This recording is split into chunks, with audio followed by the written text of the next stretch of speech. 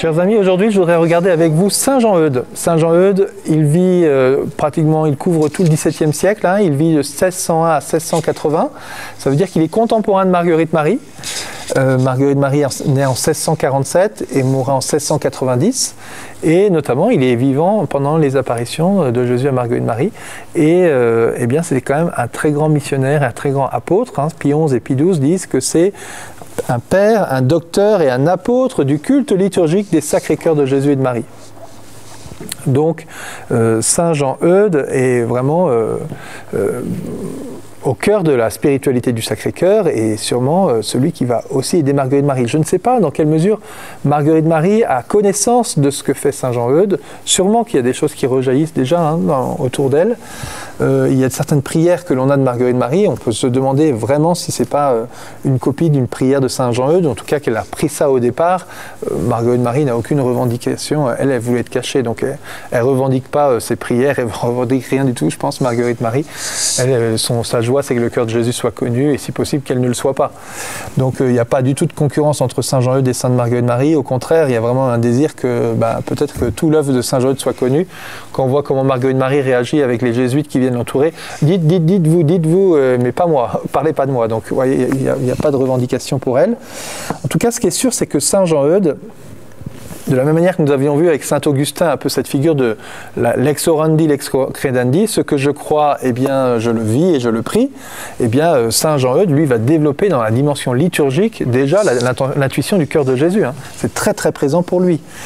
Et Saint Jean-Eudes va écrire, d'ailleurs, une messe d'abord, il va dire, en fait, ça va commencer par le cœur de Marie, c'est d'abord le cœur de Marie qu'il va honorer, et puis en 1672, donc un an avant les apparitions, il écrit cela. Il va écrire une messe du Sacré-Cœur.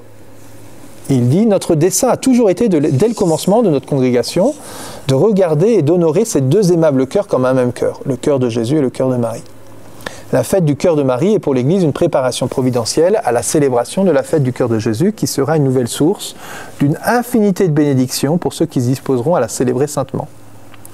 Donc, Jean-Eudes, il porte tout ça dans son cœur. Non seulement il le porte, mais il le met en œuvre. Il écrit une messe du cœur de Marie, il écrit une messe du cœur de Jésus, il écrit un office du cœur de Jésus. Et il va inviter ses frères, le 20 octobre 1672, donc un an avant la première apparition, à célébrer dans leur congrégation la messe du Sacré-Cœur. Et on lui reproche, on lui dit, mais attendez, mais enfin, comment est-ce qu'on peut célébrer une messe? Le pape n'a pas donné son accord. Il dit, mais d'abord, les fêtes ont d'abord été célébrées, pas toujours en grande pompe. Ça commençait, il fallait bien commencer un moment. Donc ça commence, et ben là ça commence, et puis petit à petit on développera, et petit à petit, on espère que le pape accueillera cette demande. Et puis le deuxième point, c'est de se dire, mais en fait l'évêque a l'autorité chez lui. Donc si l'évêque m'autorise à faire ça et autorise les eudistes à célébrer la messe du Sacré-Cœur, ben voilà, on a l'autorisation de l'évêque. Et donc il va commencer comme cela, d'abord pour les eudistes, puis ensuite pour les monastères de Notre-Dame de Charité, une œuvre qu'il a fondée pour toutes les femmes qui étaient dans la prostitution et qui voulaient sortir de cette vie.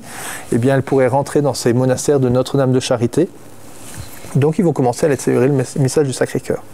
Alors vous voyez, tout ça se chevauche avec Marguerite Marie. Voilà.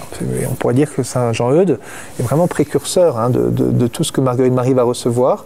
J'aime bien souvent faire le parallèle entre Jean-Eudes et Marguerite Marie, un peu comme entre le dogme de l'Immaculée Conception et Bernadette. Vous voyez, Bernadette arrive vers son curé en disant « Che soy Immacula Conceptio, che soy Immacula Conceptio », et le curé qui ne croit pas en ce qu'elle vit, tout d'un coup les yeux s'ouvrent en disant « Mais mince, en fait on vient de proclamer le dogme de l'Immaculée Conception et cette petite, elle ne connaît rien de tout ça et elle me dit je suis l'Immaculée Conception.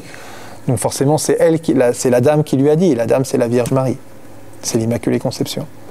Et donc on pourrait voir un peu la même chose. Jean-Eudes porte des choses inspirées par le Seigneur, François de Sales fonde une petite œuvre du cœur de Jésus et Marguerite Marie reçoit malgré elle toutes ces révélations du Sacré-Cœur qui viennent dire mais en fait je vous confirme quoi. Je vous confirme que je veux la fête du Sacré-Cœur, que je veux qu'on honore mon cœur. Et que plus tard, avec les siècles, nous le verrons dans les prochaines vidéos, eh bien, cette fête du Sacré-Cœur va être instituée. D'abord pour une partie, puis pour l'Église universelle. Jusqu'à ce que Léon XIII eh bien, célèbre en grande pompe, consacre le genre humain au cœur de Jésus. Donc, vous voyez, Marguerite Marie va être au cœur de cela, mais Jean-Eudes a vraiment été un précurseur. Alors, moi, je n'ai pas travaillé encore suffisamment Jean-Eudes, hein, mais le père Paul Marciou, un ancien chapelain, avait fait plusieurs podcasts sur Saint Jean-Eudes, que vous pourrez retrouver aussi sur notre site internet, pour approfondir cette grande figure de celui qui va écrire plusieurs œuvres sur le cœur de Jésus, tout au long de ce XVIIe siècle, alors même que Marguerite Marie est en train de naître, se pose la question de rentrer au monastère. Voilà, elle rentre en 1670 au monastère, et c'est en 1672 que Eudes propose cette messe du Sacré-Cœur, et c'est en 1673 que Marguerite Marie recevra les premières apparitions. Je termine par cette prière de Saint Jean-Eudes. Ô Sacré-Cœur de Jésus, je vous adore de toutes les puissances de mon âme, et je vous les consacre pour toujours avec toutes mes pensées, mes paroles et mes œuvres. Que ne puis-je, ô divin cœur, vous rendre autant d'adoration, d'amour et de gloire que vous en rendrez à votre Père éternel. Soyez les réparateurs de mes défauts, le protecteur de ma vie, mon asile à l'heure de ma mort. Ça, c'est une phrase quasi qu'on retrouve chez Marguerite Marie. Le réparateur de mes défauts, le protecteur de ma vie. Je vous choisis pour ma demeure. Voilà, dans une autre prière de Marguerite Marie.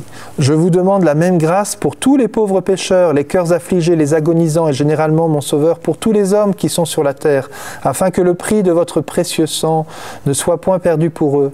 Faites aussi qu'il soit appliqué au soulagement des âmes du purgatoire. C'est ce que je désire vous demander, ô cœur adorable, pour tous les battements de mon cœur par tous les battements de mon cœur et de mes veines, jusqu'au dernier soupir de ma vie, ainsi soit-il.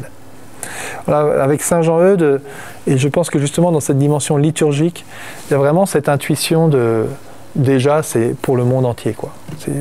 Voilà, il exprime dans sa prière, hein, pour tous les pauvres pécheurs, les cœurs affligés, les agonisants, voilà, pour tous les hommes qui sont sur la terre.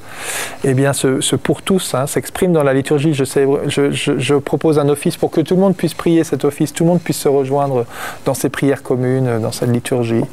Voilà, Saint Jean-Eudes va être, grâce à lui, bien très rapidement, hein, la messe du Sacré-Cœur va se développer, va se faire être connue, et nous rendons grâce pour toute l'œuvre et toute l'intuition de ce grand missionnaire, formé tout d'abord à l'école de Bérulle, à l'oratoire, et puis qui petit à petit va suivre l'appel du Seigneur. Voilà, prions pour les eudistes aussi, qui aujourd'hui continuent à faire connaître l'amour du cœur de Jésus et du cœur de Marie. Et comme il a eu l'intuition, hein, que par le cœur de Marie, nous puissions nous aussi de plus en plus découvrir l'amour du cœur de Jésus. Je vous souhaite une bonne journée. À bientôt.